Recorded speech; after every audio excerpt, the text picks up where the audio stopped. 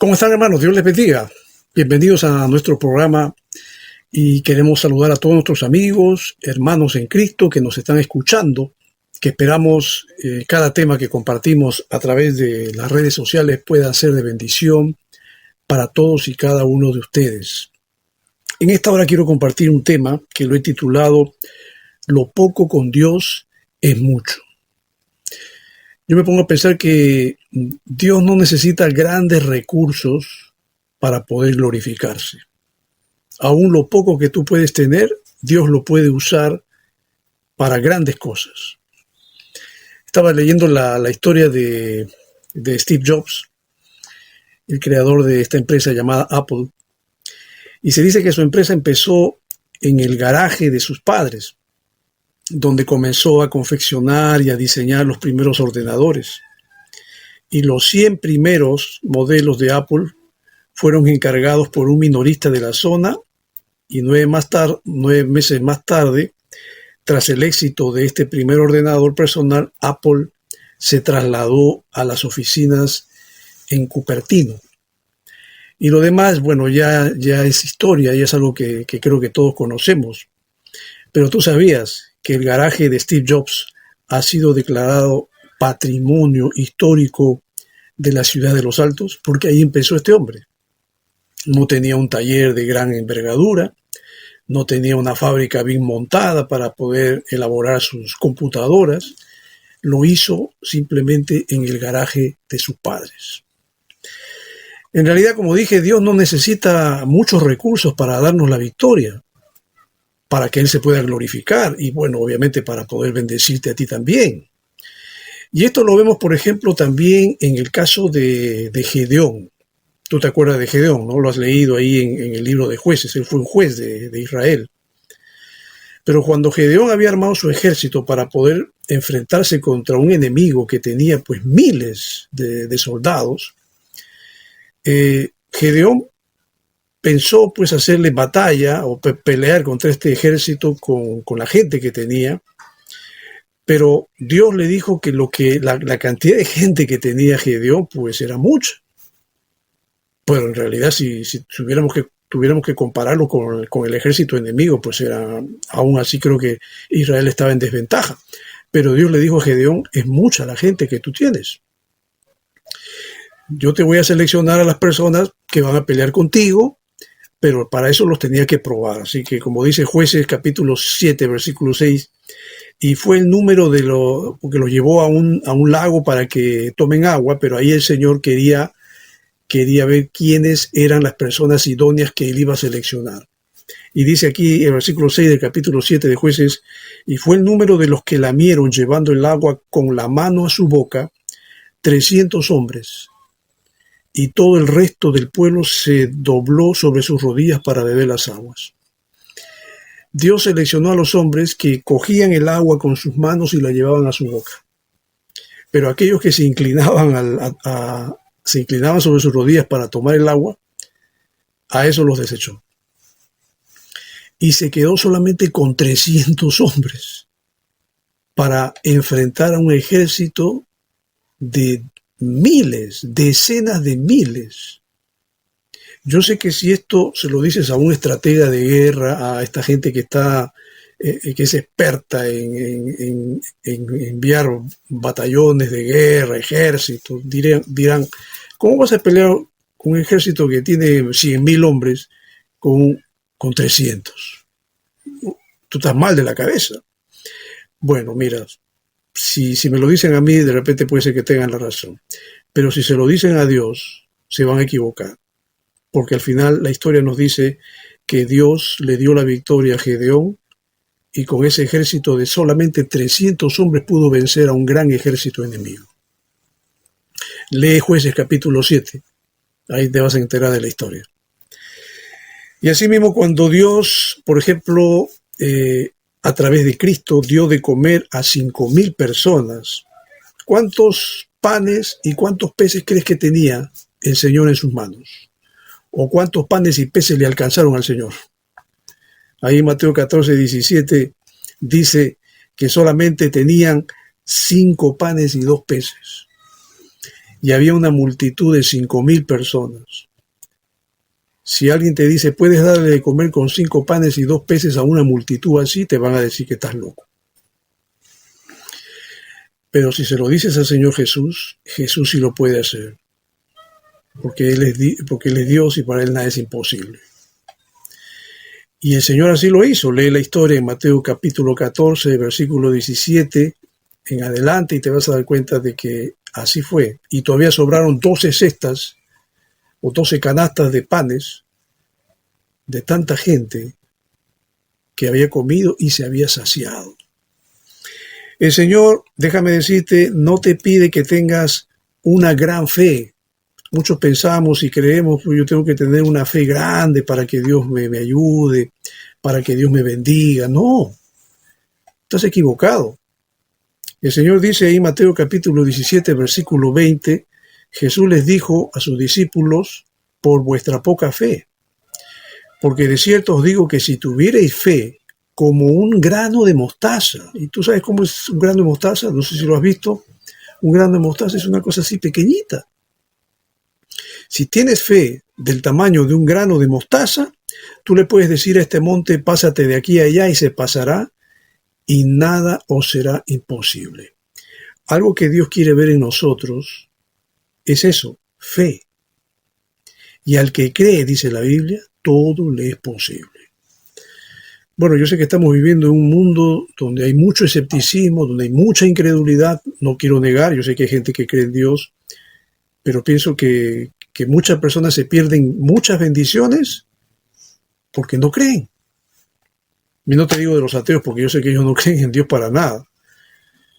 Pero aquel que cree en Dios, aquel que pone su fe en Dios, está abriendo puertas a cosas, a posibilidades que tal vez él no se imagina.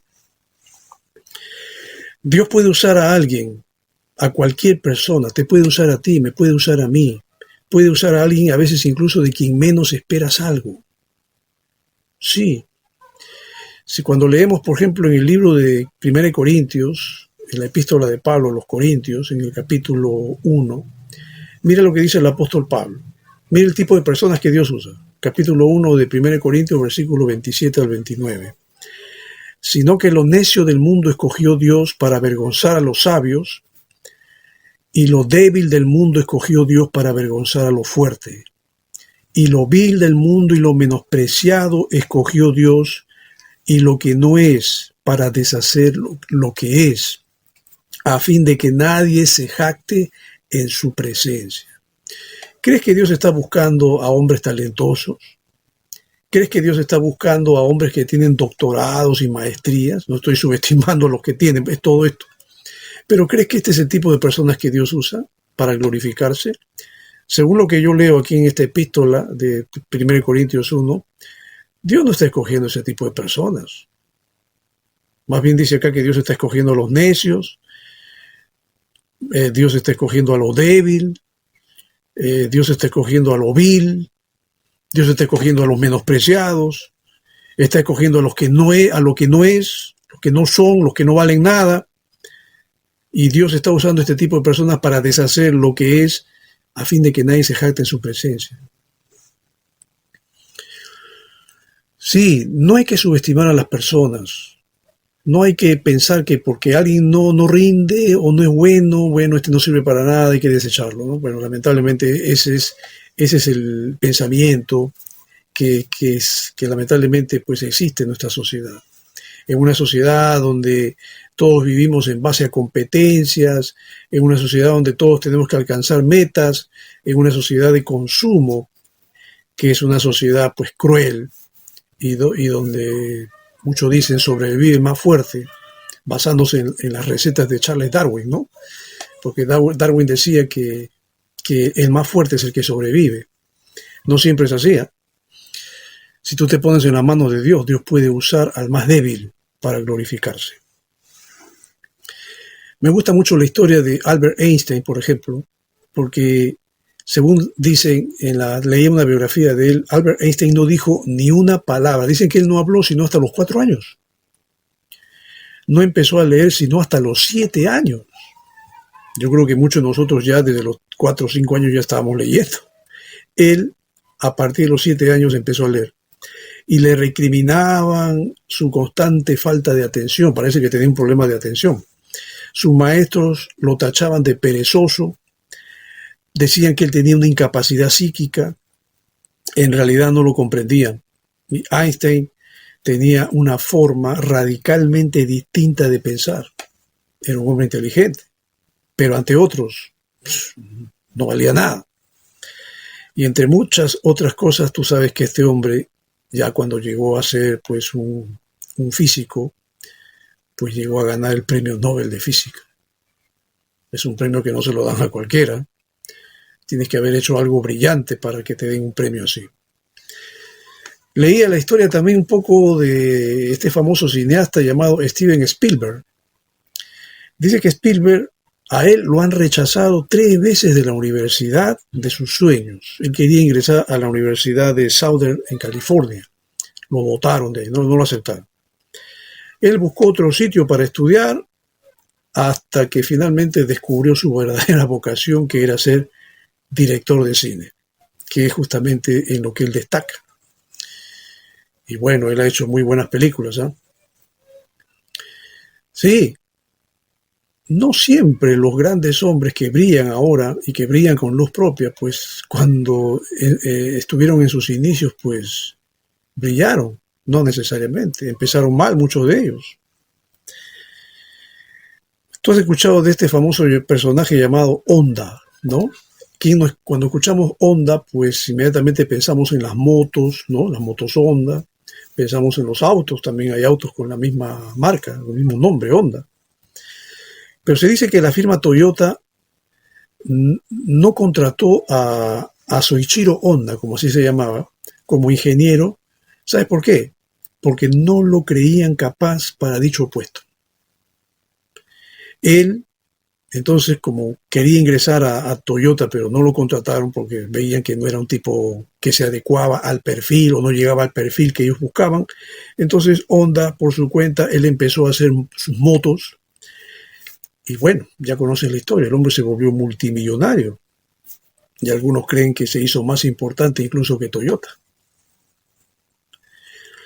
Creo que te cuento esto y te digo esto porque precisamente yo creo que Dios también te ha dado a ti tu propia valía. Dios te ha dado tus propios talentos, tus propios dones. Lo peor que puedes hacer es compararte con otros, ¿no? Tal vez tú estás admirando a un personaje, pero no llegas a la talla de él y te sientes frustrado. No tienes que compararte con nadie. Dios te creó a ti con tus potencialidades, con tus talentos y habilidades para que seas tú mismo. No tienes que estar imitando a nadie. Y yo te dije que Dios, cuando se glorifica, no necesariamente está buscando grandes talentos ni hombres que tengan grandes recursos, no. Aún con lo poquito, Dios se puede glorificar. Me gusta mucho la historia de Elías, una anécdota de Elías, por ejemplo, este siervo de Dios. Elías, cuando se juntó con una viuda, en un tiempo donde había mucha hambre, no había lluvia, había sequía, la gente se moría, literalmente se moría de hambre. Sin embargo, Dios a Elías y a esa mujer viuda los sostuvo y les dio de comer por muchos días. ¿Con cuánto? Estamos hablando de un tiempo de sequía, estamos hablando de un tiempo donde no había comida, estamos hablando de un tiempo donde el dinero no servía para nada, porque si el dinero no puede comprar comida no sirve para nada, a menos que te comas el dinero. Pero ¿sabes qué hizo Dios para sostener a Elías y a esta viuda? Dice la Biblia que con un puñado de harina y con un poquito de aceite fue suficiente para sostenerlos a ellos por muchos días. Esto está relatado en 1 Reyes capítulo 17, versículo 14, que dice ahí: porque Jehová Dios de Israel ha dicho así, es lo que le dijo Elías a la viuda: la harina de la tinaja no va a escasear, ni el aceite de la vasija disminuirá, hasta el día en que Jehová haga llover sobre la faz de la tierra. Y así fue. Durante esos aproximadamente 3 años, que hubo hambre, no escaseó el pan donde estaba Elías y la viuda. Mientras otros hogares se morían de hambre, Dios bendecía a estos hombres. No estamos preocupados por la crisis económica, que la inflación, que los precios, todo se dispara y la economía, y a veces la gente vive en angustia, vive en ansiedad porque no hay dinero, porque el dinero no alcanza. Si tú pones tu dinero, si tú pones tus recursos en las manos de Dios, como esta viuda que tenía solamente un poquito de harina, un puñado de harina y un poquito de aceite, lo puso en las manos de Dios, ¿qué hizo Dios? Dios lo multiplicó, Dios lo bendijo. Y Dios sostuvo a esa viuda juntamente con el profeta. ¿Acaso Dios necesita grandes recursos para que Él se glorifique? Yo creo que no, mi querido hermano. ¿Acaso Él necesita tus mejores armas para darte la victoria? Recuerda con qué arma venció David a Goliat. Tú has leído la historia ahí en 1 Samuel capítulo 17, en el verso 49 dice que cuando David estaba corriendo hacia Goliat y Goliat también corría hacia David, claro que uno cuando está en ese escenario piensa y dice, este hombre, Goliat, era un hombre que tenía casi 3 metros de altura, David era pues una cosa pequeña ante él. Goliat lo va a agarrar y lo va a partir en dos al pobre David y se acabó la historia. No. Dice el versículo 1 Samuel 17:49, dice, y metiendo David su mano en la bolsa, tomó de allí una piedra. Mira, este gigante Goliat venía con su lanza, venía con su espada, venía con su escudo y venía con su escudero para que lo ayude. David solamente tenía su honda, su zurrón, que era como una bolsa que estaba atada a su cintura, y unas piedras. Y dice la Biblia, en este texto dice que David cogió una piedra, la puso en la honda, la tiró e hirió al filisteo en la frente, y la piedra quedó clavada en la frente, cayó sobre su rostro en tierra, muerto. ¿Qué gran arma usó el Señor para glorificarse? ¿O qué gran arma usó David en ese momento? Solamente su honda y su piedra. Para vencer a un paladín, para vencer a un hombre experto en la guerra, para vencer a un gigante como era Goliat. La pregunta es, ¿qué produjo la victoria? ¿Por qué Dios se glorificó en David? Yo creo que hay un elemento importante que seguramente tú ya lo debes saber. No es la piedra, no es la honda, es la fe, es la confianza. David tenía confianza en Dios y sabía que Dios lo iba a sostener y sabía que Dios lo iba a proteger y sabía que Dios se iba a glorificar en esa lucha personal que tuvo contra Goliat. Lo poco que tú puedas darle a Dios, si lo haces con fe, por pequeño que fuera, Él lo va a usar para glorificarse. En Zacarías capítulo 4, versículo 10, dice allí el profeta, Dios hablando a través del profeta, porque los que menospreciaron el día de las pequeñeces se alegrarán. Hay mucha gente que menosprecia las cosas de Dios, hay mucha gente que menosprecia la palabra de Dios, hay mucha gente que no toma en cuenta y dice, no, estos locos que se reúnen para leer la Biblia, para orar, están perdiendo su tiempo en estas cosas. Nosotros no nos metemos en ese ambiente, nosotros vamos a buscar mejores lugares, nos vamos a divertir, vamos a hacer lo que queremos. Eso es diversión. Pero meterse a una iglesia para leer la Biblia, orar, pérdida de tiempo. Mucha gente piensa así. Y yo te confieso que antes de convertirme al Señor también pensaba así. ¿Para qué voy a la iglesia? Pero voy a perder mi tiempo. Hasta que Dios entró a mi corazón a través de Cristo y me hizo entender que estas cosas que yo las subestimaba y las consideraba como cosas superfluas o cosas pequeñas, en realidad tienen una gran trascendencia. Cristo para mí lo es todo. Él es el Salvador del mundo. Él es el que te quiere dar a ti la bendición de disfrutar la paz, la seguridad y la bendición de Dios en tu vida, en tu trabajo, en todo, aquí en la tierra, y allá en la eternidad disfrutar de la vida eterna con Él, que nadie te lo va a dar, ¿eh? Solamente Cristo. Leía la historia de un hombre llamado Jan Kuhn. Quizá este nombre no te suene a nada, pero y si te digo que es uno de los empresarios más exitosos, porque él ha sido cofundador de la famosa aplicación, juntamente con otro personaje, de la famosa aplicación que tú la tienes en tu celular, que se llama el WhatsApp. Y Jan era un adolescente que vivía en Ucrania. Él nació allí, pero a los 16 años él tuvo que emigrar a los Estados Unidos solo, no solo, sino se fue con su madre, dejando a su padre atrás, y él con su madre se fue en busca de un futuro mejor. Y en el camino, dice, cuando ellos llegaron, pues se encontraron con demasiadas dificultades, porque también eran extranjeros. Yo me pongo a pensar muchas veces que un extranjero, acá en nuestro país llegan extranjeros, y los extranjeros a veces no son bien tratados, muchas veces son maltratados. Y ya me imagino la historia de este hombre que cuando llegó también a Estados Unidos, pues igual experimentó la misma situación. Ellos tuvieron que adaptarse no solo al país, sino también tuvieron que aprender el idioma, tuvieron que aprender nuevas costumbres, tuvieron que aprender a convivir con la gente de ese país. Y claro, su madre tuvo que trabajar como niñera para ganar algo de dinero para mantenerlo a Jan, y también tenía otro hermano. Mientras Jan, ¿qué hacía? Jan, según él relata, él trabajaba limpiando en una frutería y necesitaron de ayuda del gobierno para poder sobrevivir. Así vivió, así fue la infancia y también en cierto modo la juventud de este hombre.